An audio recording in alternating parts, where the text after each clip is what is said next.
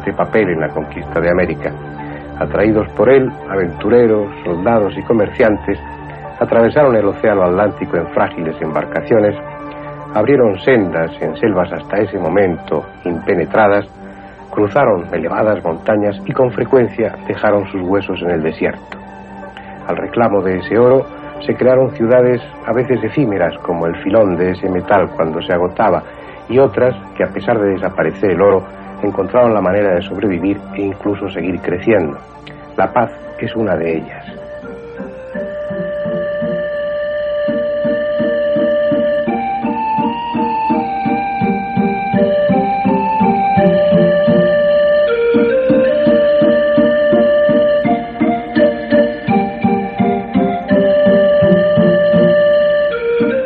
Encerrada en una especie de olla 450 metros por debajo del altiplano y pese a ello edificada a más de 3.630 metros de altitud, la que hoy es la capital de Bolivia lleva 4 siglos y medio existiendo, trepando por las laderas y extendiéndose en la única dirección posible, hacia el sureste.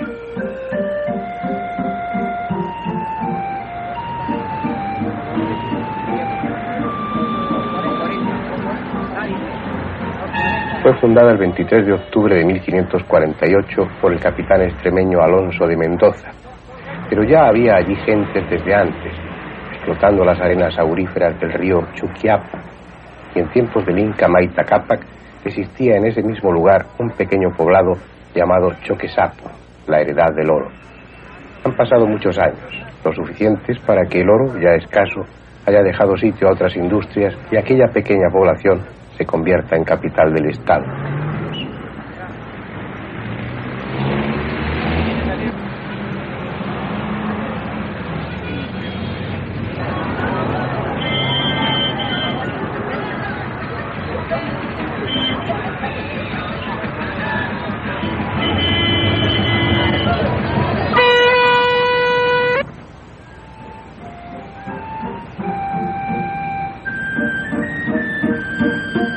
Sin embargo, lo que ahora nos trae a esta parte de América es mucho más viejo que la ciudad y que los propios incas.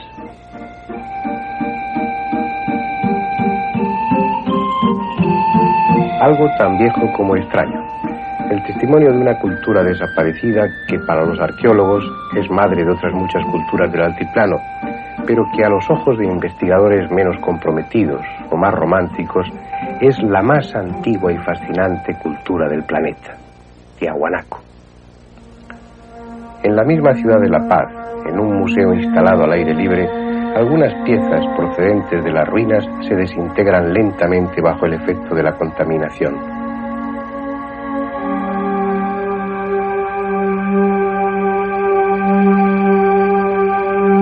Son el anticipo de lo que el viajero encontrará varias decenas de kilómetros más allá, en las vastas soledades del altiplano boliviano.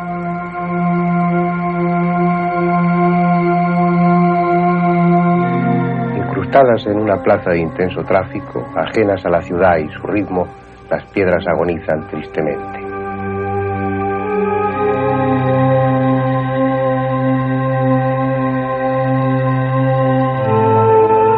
Dicen que el monolito Bennett, esta escultura descubierta por el arqueólogo norteamericano en Tiahuanaco, llora cada noche añorando su antiguo emplazamiento y van a llevarla de nuevo a las ruinas.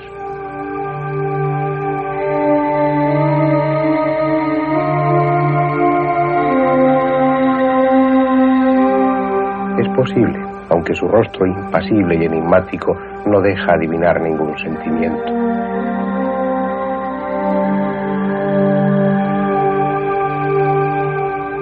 Como otras esculturas de Tiahuanaco, a nadie recuerda, a nadie se parece. Probablemente porque representan a seres míticos que ya eran leyenda cuando Tiahuanaco fue edificado. No son reyes ni guerreros, son los viejos dioses del altiplano. Otras figuras comparten el reducido espacio del museo, algunas apenas insinuadas en la roca y otras tan deterioradas que ya no es posible imaginar qué representan. Las hay de aire primitivo y distante, como si procedieran del más lejano pasado, pero trabajadas con tal perfección, con tan rotundo dominio de la piedra, que uno piensa si no poseyeron técnicas que las culturas posteriores olvidaron.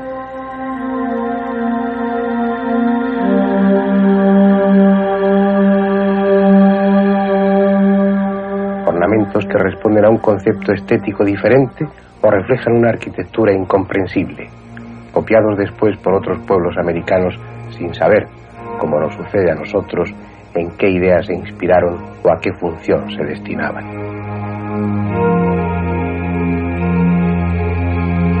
Pero Tiahuanaco es mucho más que lo exhibido en ese pequeño museo de la Plaza Tejada Sorzano de La Paz. Tiahuanaco es el punto en el que convergen los más inquietantes misterios americanos. El lugar donde dicen que Dios creó al hombre.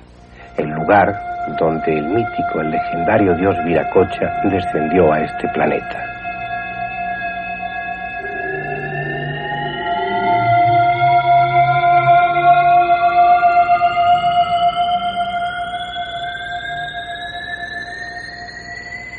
Es esta una tierra inhóspita, una de esas zonas en las que el hombre se impone a fuerza de tenacidad.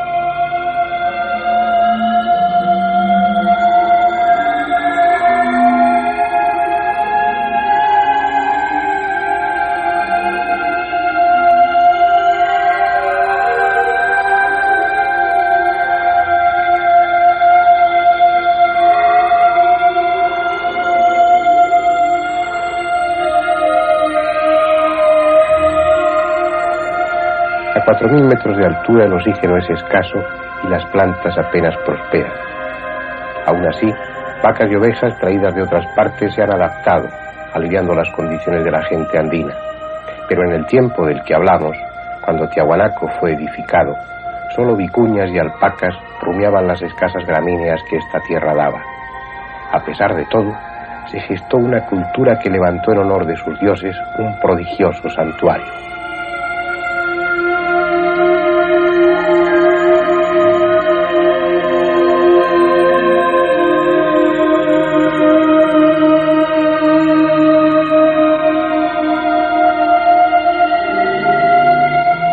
Apenas queda algo de lo que antes fue.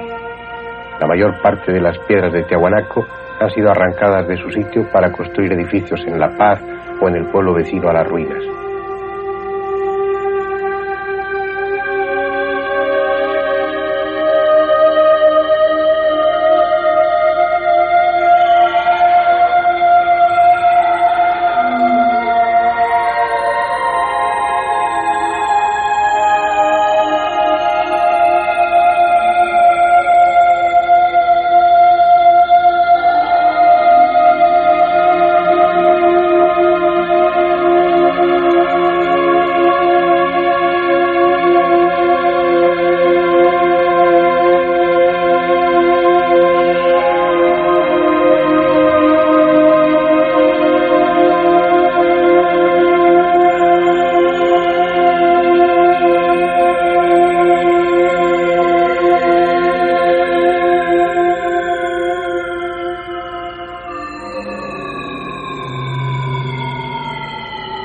Incluso se dinamitaron para cimentar con ellas las vías del cercano ferrocarril.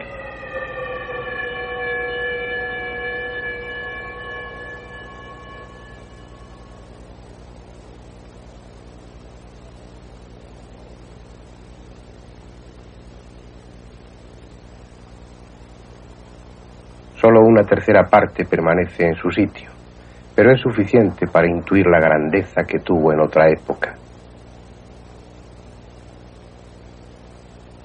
Este es el templete semisubterráneo.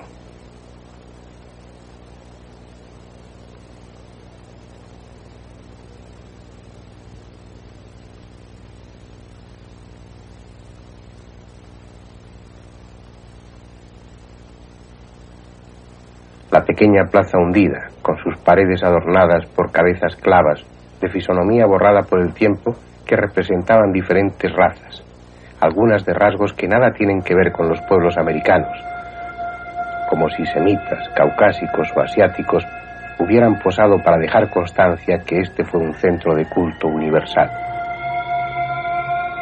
Aún funciona el colector de agua, parte de un sistema de drenaje que recorría el subsuelo y que labraron en piedra con estudiado declive los ingenieros de Tiahuanaco.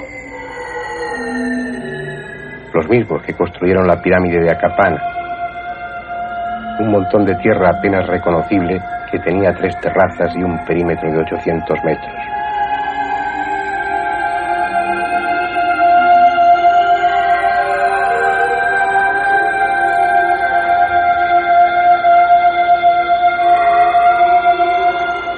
Arriba, un foso irregular es lo que queda del estanque donde los astrónomos sacerdotes observaban el cielo líquido.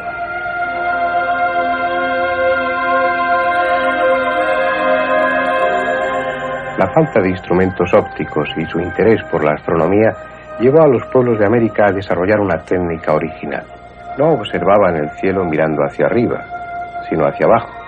Lo veían reflejado en las aguas mansas de un estanque. De esa forma, situándose siempre en el mismo punto de observación y teniendo referencias en los bordes de ese estanque, podían medir los cambios que se producían en el curso del Sol, de la Luna y de ciertas estrellas, determinando así las estaciones, los ciclos. Esa medida del tiempo que tanto obsesionaba a algunos pueblos del pasado, como los mayas, llevándoles a realizar calendarios rigurosos, exactos, incluso más que los que utilizamos hoy en día.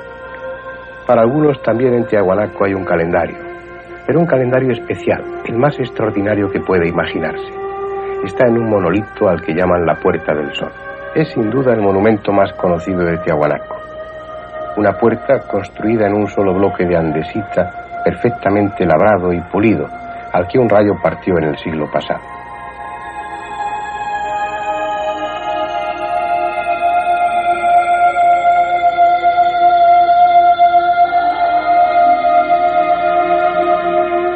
...4 metros de ancho, 3 de altura y casi 1 de espesor, alrededor de 12 toneladas de peso. Un trabajo impresionante cuya finalidad desconocemos. Pero es su parte superior la que más conjeturas ha provocado. Un friso en el que nada está claro, en el que hay presente un simbolismo que nadie ha descifrado.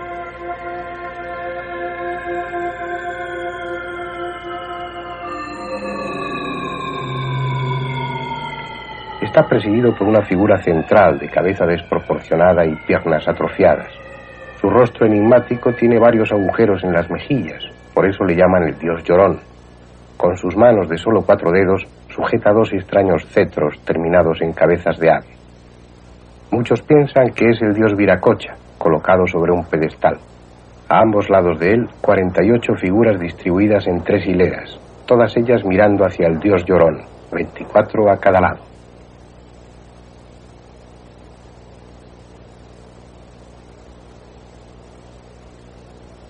Las hileras superior e inferior son de hombres alados cubiertos con una corona. En sus manos, también de 4 dedos, llevan un cetro adornado como la corona con cabezas de ave.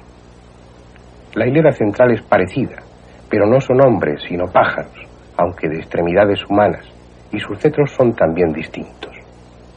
Abajo del todo, en la parte inferior del friso, hay otra hilera de figuras en las que predominan cabezas radiantes, posiblemente el sol, y en los extremos 2 pequeñas figuras llamadas los trompeteros.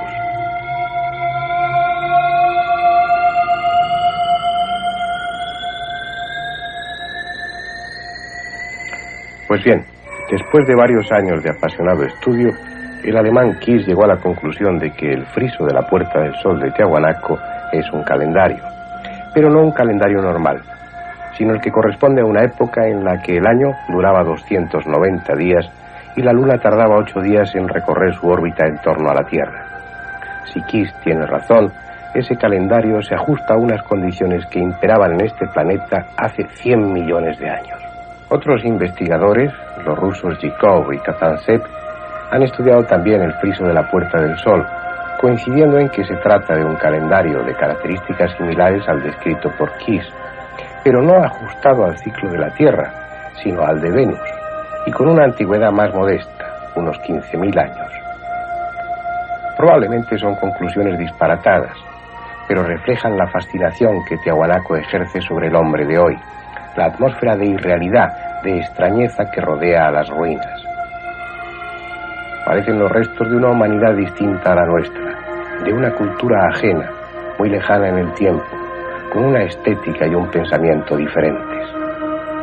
Y hay lugar para cualquier fantasía, porque lo cierto es que lo ignoramos casi todo sobre el origen de Tiahuanaco y los conocimientos que allí se manejaron. No sabemos siquiera su antigüedad. Para la arqueología oficial, la primera etapa cultural de Tiahuanaco corresponde al año 237 a.C. Y las dataciones efectuadas con el carbono 14 se agrupan precisamente en torno a esa fecha, el 237 a.C. y el 1050 después de Cristo. Sin embargo, eso es cierto solo a medias. Ese mismo método, aplicado al material orgánico obtenido en otras catas, en otros sondeos efectuados en el mismo lugar, da una fecha comprendida entre el 1700 y el 1500 a.C. Solo que por ser una fecha demasiado antigua, que no se ajusta al concepto que se tiene sobre las culturas andinas, se considera aberrante y no se menciona en los textos. Admitir que Tiahuanaco es varios siglos más viejo que la tumba de Tutankamón plantearía muchos problemas a los arqueólogos e historiadores.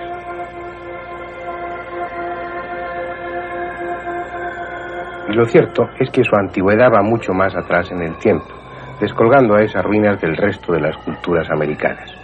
Aparte del método del carbono 14, existe otro tanto o más fiable, el de la hidratación de la obsidiana. Fue difundido por Friedman y Smith en 1960 y se basa en la propiedad que tiene la obsidiana, este vidrio volcánico, de hidratarse superficialmente a partir del momento en el que es tallado.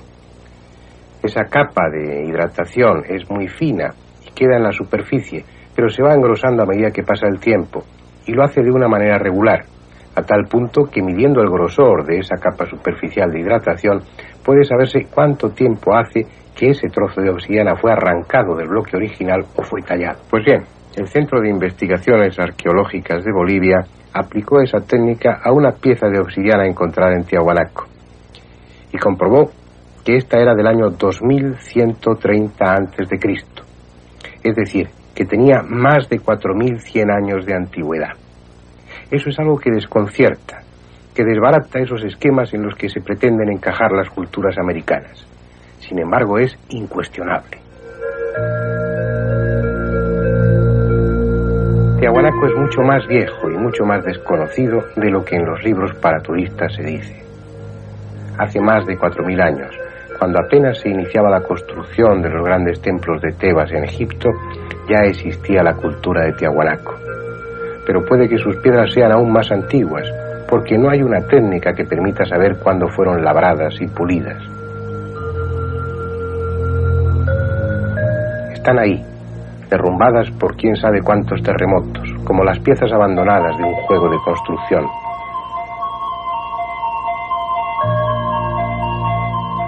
Tienen talladas pequeñas ventanas, puertas, nichos cuya función no entendemos. Parece que se tratara de maquetas o bocetos labrados en la piedra en lugar de ser dibujados sobre un papel.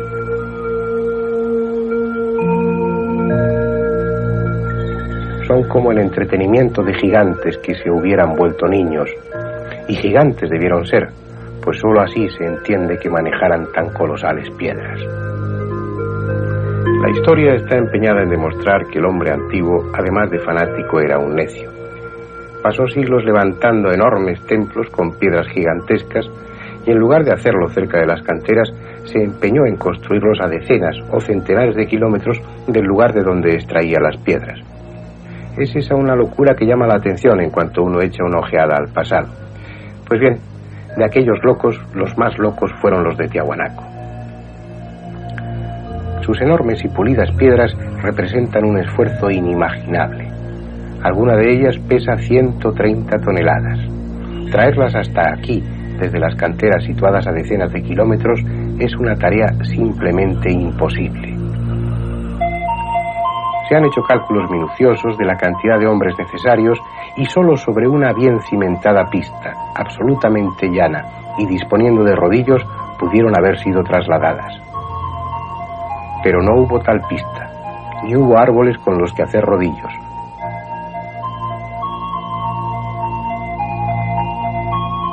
Por no haber, no hubo ni cuerda. Solo pudieron haber utilizado tiras trenzadas de piel de camélido. Cualquier explicación pretendidamente racional que se ha dado es un puro desatino. No hay forma de justificar la presencia en Tiahuanaco de piedras como estas. Sin embargo, ahí están, desafiando a nuestra imaginación.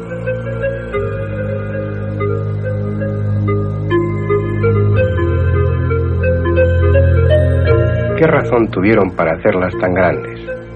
Siendo como eran hábiles canteros, ¿por qué no fraccionarlas? ¿Por qué no trasladar 20 piedras de tamaño regular perfectamente labradas y pulidas en lugar de una gigantesca?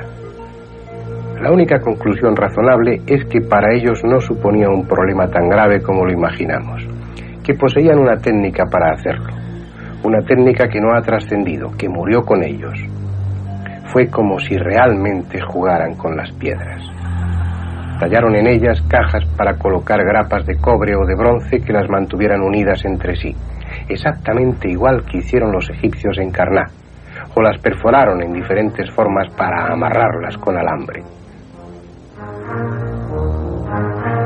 Fueron arquitectos y constructores prodigiosos, en tal medida que pese al destrozo que unos y otros han hecho en las ruinas y la ausencia de las 2/3 partes de las piedras, lo que queda es en sí mismo irrepetible.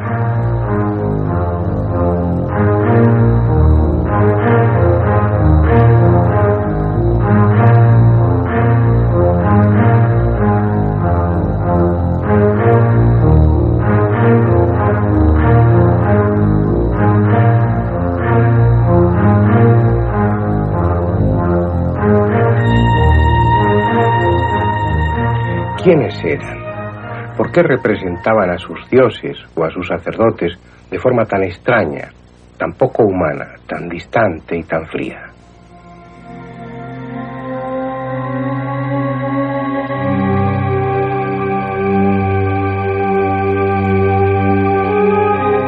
Un detalle en una de sus esculturas, la que llaman Monolito Ponce, nos dice que también fueron escultores sensacionales.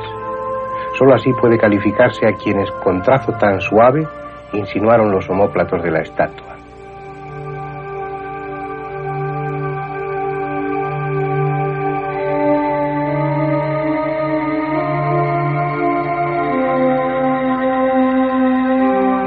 Pero ¿por qué el resto es tan tosco, tan primitivo, con muestras de desconocimiento anatómico tan notorias como esta mano doblada en imposible forma?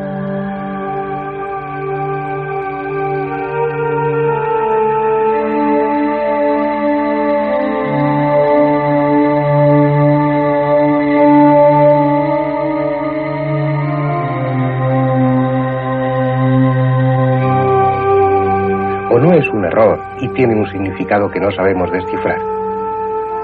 Esos rostros de ojos y bocas rectangulares son mudos, guardan silencio desde hace milenios, estimulando así la fantasía de los románticos, de los soñadores, suscitando hipótesis fantásticas que al final puede que no lo sean tanto.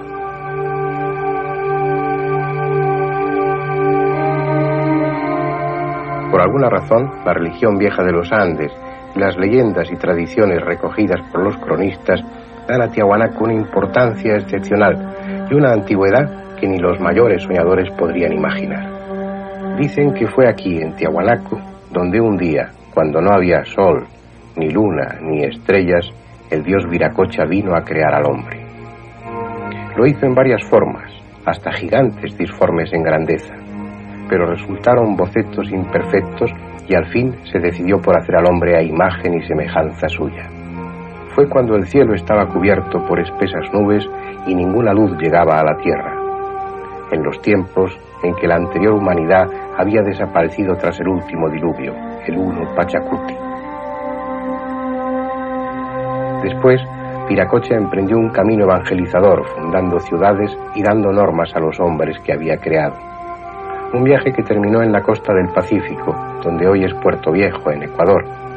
Allí se despidió de sus criaturas y marchó hacia el poniente caminando sobre las aguas. Un viaje mítico y sin embargo real, como lo fue el mismo Viracocha.